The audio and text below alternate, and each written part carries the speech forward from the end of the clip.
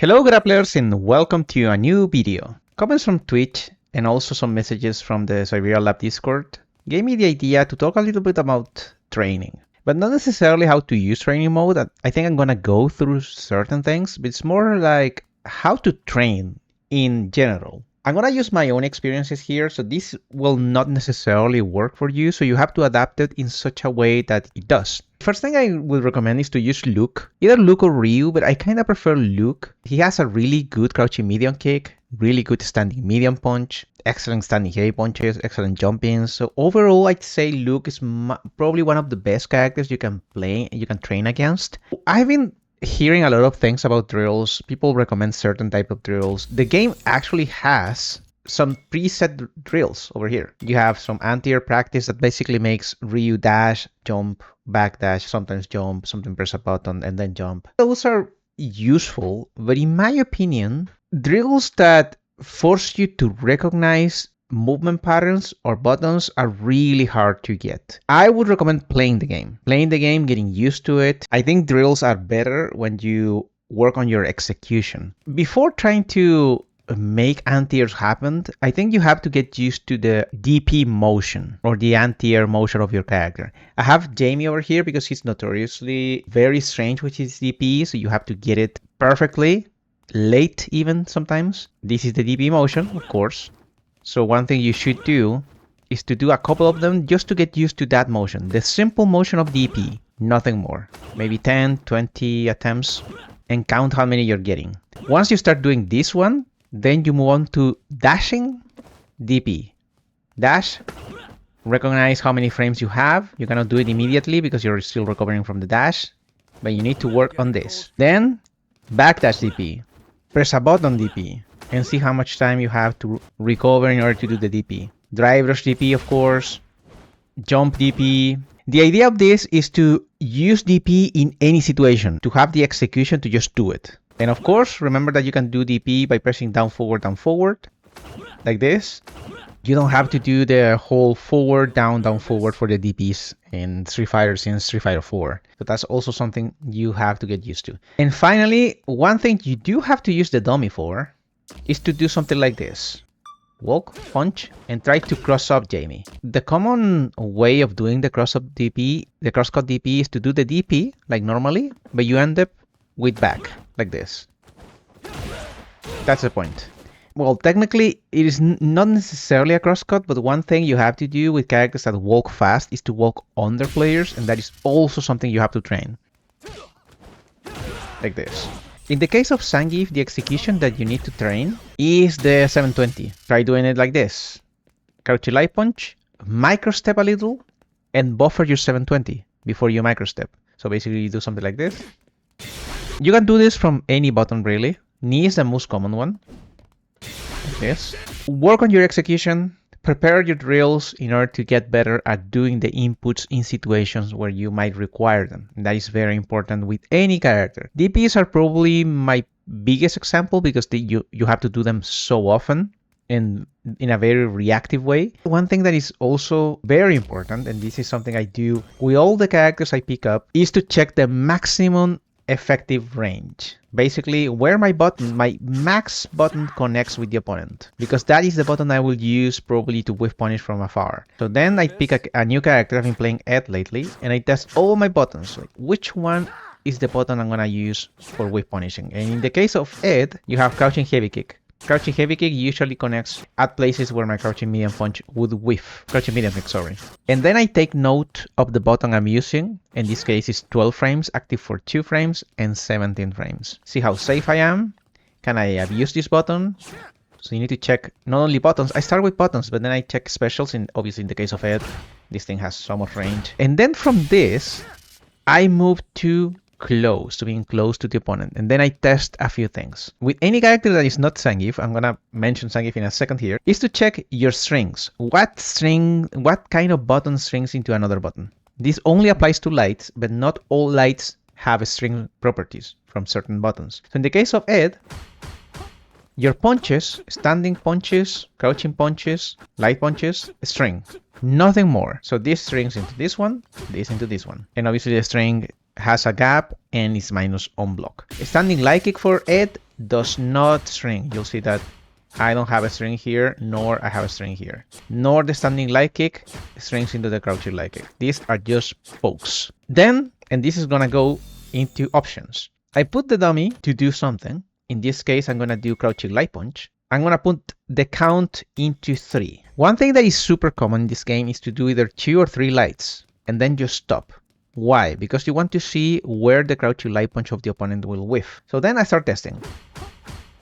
Crouching light punch whiffs. This also whiffs. How much I can push this? Also whiffs. Nice. That doesn't mean you can press a button. Remember that you're minus here. So if you try to do, I don't know, a standing medium punch, I'm gonna get hit. If you do 2, do I get hit?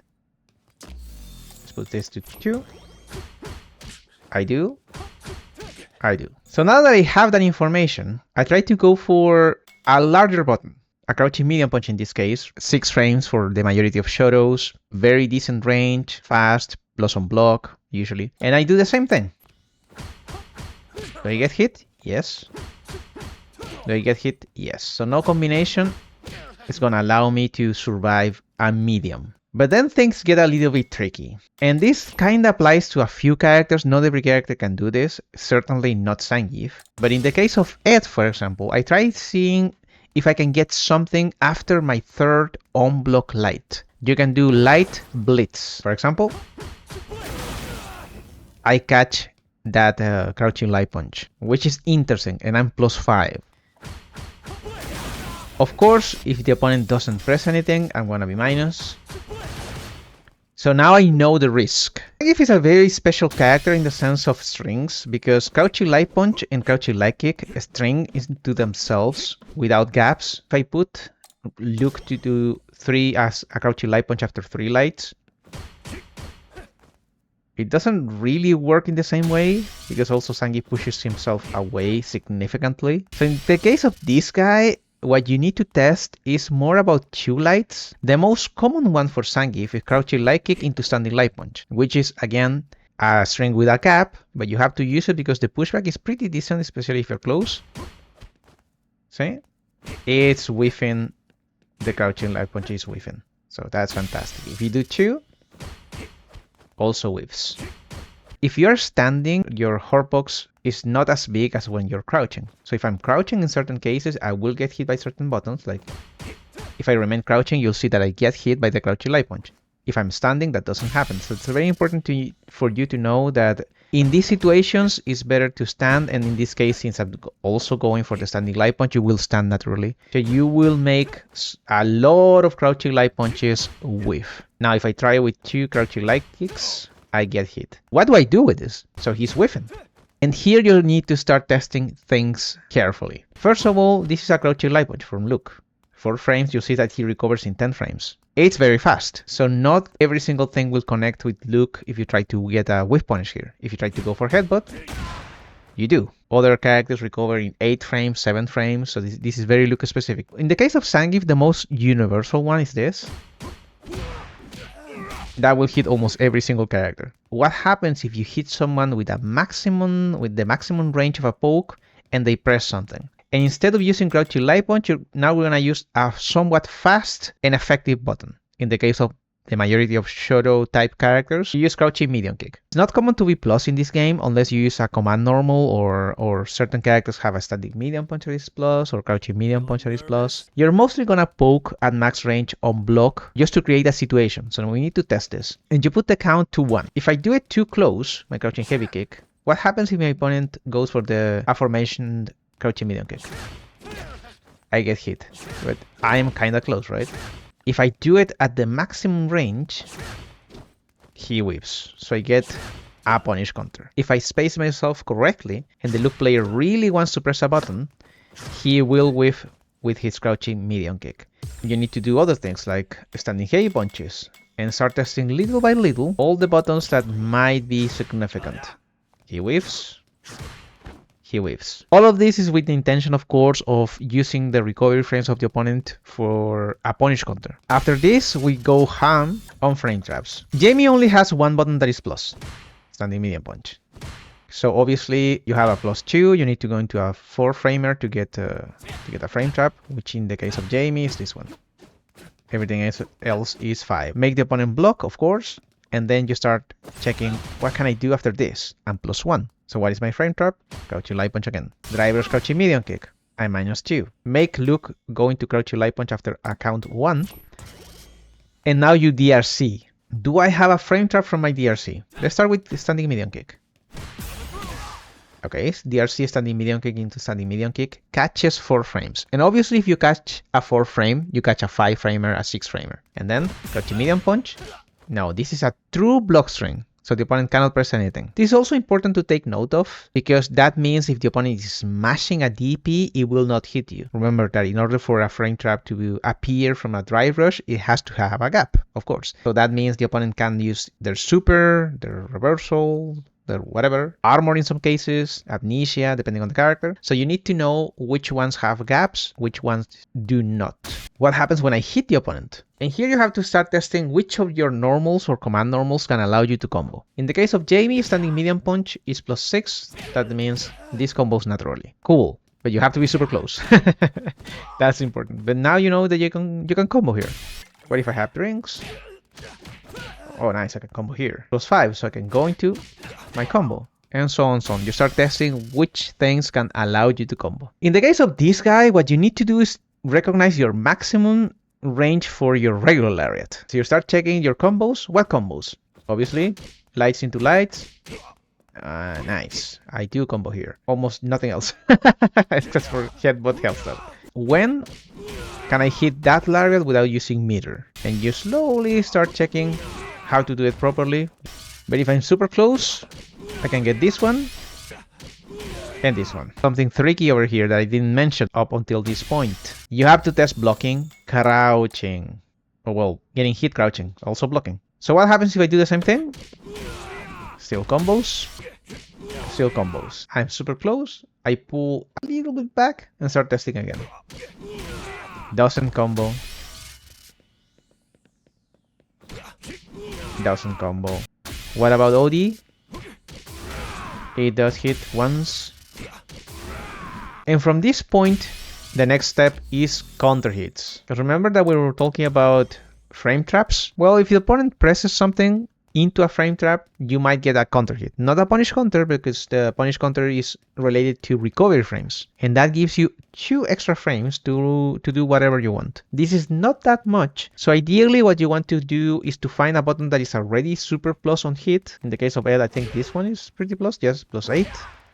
Yeah, standing medium punch in the case of Ed. So you start trying to get a standing medium punch as a counter hit. Or this one, crouching medium. I forgot about this one. This is +10. However, you'll see that this is -1 and -1. So probably the only way to get something like this happen is to do a drive rush from a button that is super plus. And I think +3 is the best he can do. Yeah. So you're gonna do a little bit of a Hail Mary here. Assume that the opponent is getting hit by a counter hit crouching medium punch or a counter hit standing medium punch. So you start testing. If I do get this one, what can I get? And you'll see that I'm +8. Do I have an 8 framer? Crouching medium punch. And of course, you have to do the same thing from punish counter. This is very obvious. You need to check how close you are from punish counters. Can you get something? This in the case of Ed is +9 to +10. So I can get this. Zangief is a little bit special in this case because his punish counters usually tend to launch the opponent, like a standing heavy kick or Smetana dropkick. You're gonna send them flying. You get a headbutt, for example, it's gonna be a +12 headbutt. If you're far, you can get the sweep.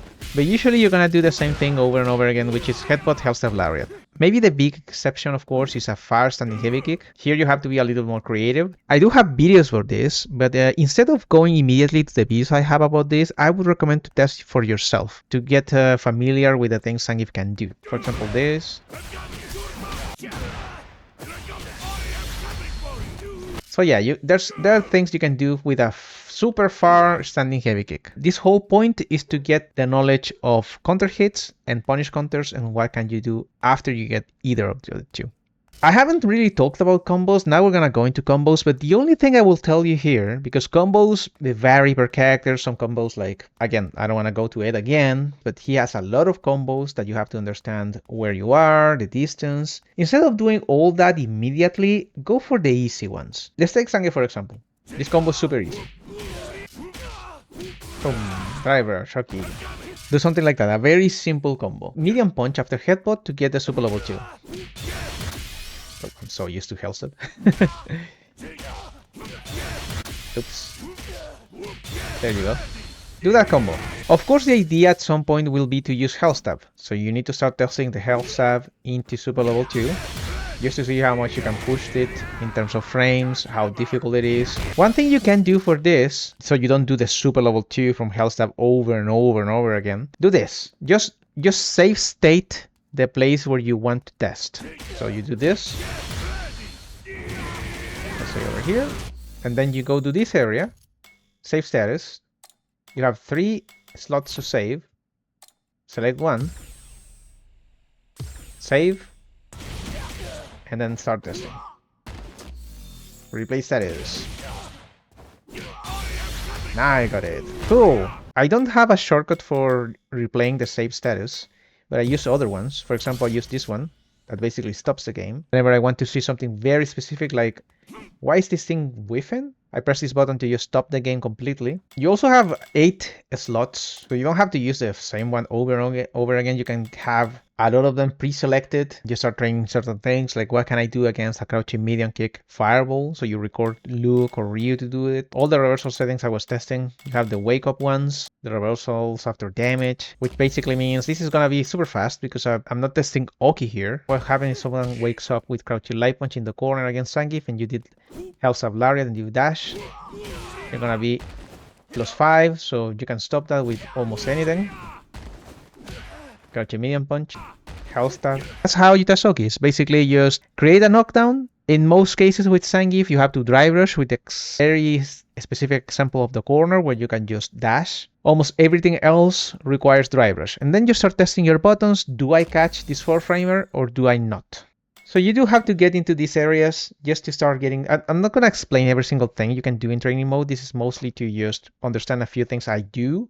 But if you really wanted to go really in depth about every single option you have in the training mode, let me know. We can totally do that. And this is probably one of the most important things I recommend. Besides watching your own replays, that is significant. You have to understand that watching your own replays is necessary to get better at this game or any other game or anything really. Even if you're learning a new instrument, you have to record yourself to see just how you're doing. When someone is learning a character, they usually go to replay channels. They go to the best player for that specific character. Here, and you're gonna go to the top, and you're gonna see the Sankoyan or Junior, Sase, whoever, and you're gonna go to any replay and start watching everything they do.